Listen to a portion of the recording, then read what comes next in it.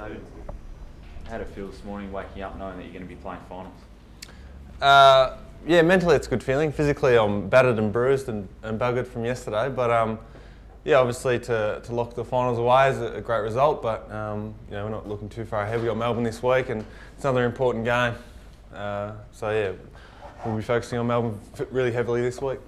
How do you approach that game, Dave? Because there's a couple of potential distractions. One, the fact that you're already in the finals. Two, there's a percentage battle, or there could potentially be a percentage battle between you and North Melbourne, with potentially a home final at stake, depending on the result of the Geelong-Sydney game. Yeah, I think if you look too far ahead or take too many factors like that into it, you can really lose focus. I mean, you only have to look as far as the weekend with Carlton going down to the Suns on the weekend. You know, we don't want something like that on the eve of the finals, so yeah, we're just looking for another really strong performance this weekend, and then we'll go from there.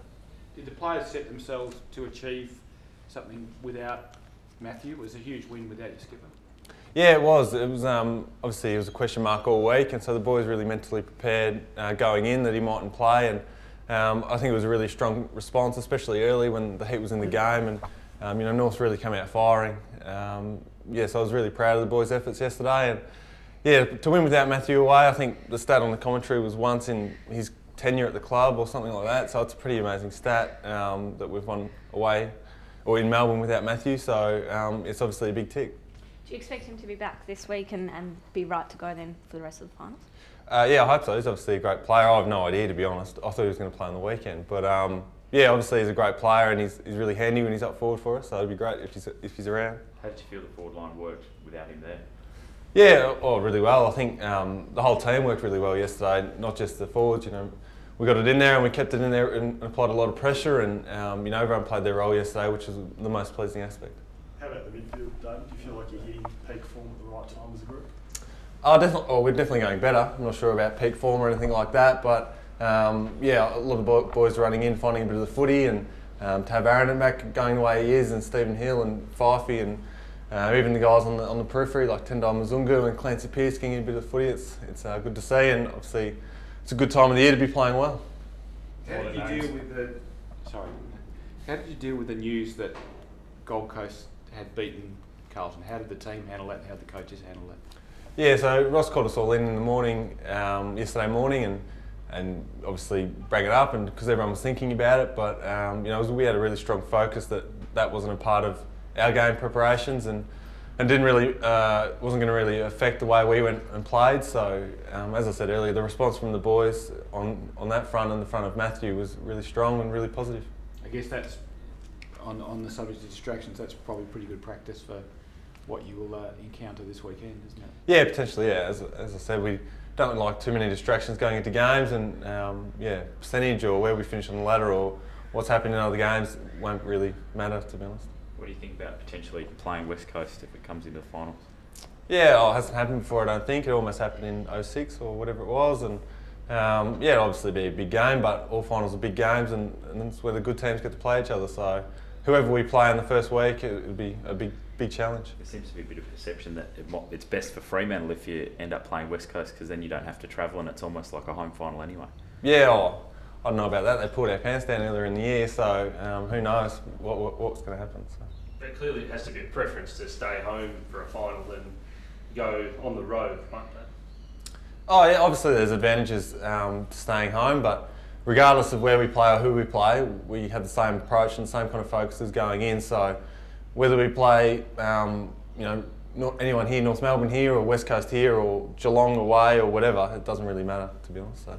And Big Sandy yesterday played pretty well. You just have to be happy with the way he's coming back now. Yeah, he's a big man, and he's obviously a giant of the game, and to have him in our team, in our midfield, is obviously a great bonus for guys like me. And yeah, even the way he come back last week after 10 weeks out is a massive tick to him, and he's ultra professional the way he goes about it, and I think that shows in his football. Gareth Gibbetson plays his 100th game this week. How have you seen his season and I guess his role in the team underlying? Yeah, I didn't know it was his 100th, so hey, thanks for that heads up. Yeah, Gareth's a very interesting character or athlete, I guess. He's obviously got all the physical attributes to be a really great player. It's just been his you know, application and approach that's really wavered occasionally. But I think when Gareth's really switched on, and his approach and his mental application is really high. He's got all the attributes to be a great footballer, and I think we're seeing a lot of that this year. He's playing really well at the moment, and he's been challenged throughout the year, and he's responded really well to that. And he's been playing a key member of our 22 each week, just about, and so for him to get to 100 games is amazing. I didn't even know he was anywhere near it, to be honest. So yeah, it's great. Is that the sort of intensity you hit then with yesterday? Is that the sort of intensity you believe will hold up in finals? Yeah, I think so. The way we go about it is we want to win the hard ball and the contested ball. So that's finals kind of football from the last few years anyway. So I think our game plan stands up. We just got to go out there and really apply it really well, and that's a week-to-week focus. Were you surprised? Sorry, mate. Were you surprised yesterday? Obviously, they kicked the first 2 goals. I think it was of the final quarter, and then you literally blew the game wide open. Were you surprised how dominant you were able to be after that initial period that Melbourne kicked those? Yeah, it was. Yeah, North Melbourne are obviously a great team, and we're always going to fight back at home in front of their home crowd. And they kicked the first 2, as you say, and we were really on the back foot, and we just tried to lock the game down from then, to be honest, for the next 2 or 3 minutes. But to get the run on that we did was definitely unexpected, and I don't really have any answers as to why. Do you feel like you have a lot of momentum behind you? Obviously, with the second half of the season for Fremantle, you now qualified for the finals. Do you feel like you can really make an impact in a couple of weeks' time? I hope so. All I know is that we're playing really well at the moment. We've got some really strong focuses going into games, and they seem to be standing up. So the boys are really applying themselves in training and meetings throughout the week, and that's really showing in games. And I think you guys watch our training. I think you'd agree that the training intensity's gone up this year, and definitely in the second half of the year, and that's really put us in good stead going into games. So all I know is that's what we'll focus on again this week, and hopefully it stands up. A lot of people earlier in the year questioned Ross Lyon and the game plan. It's obviously worked. How much of this success has to do with him as coach?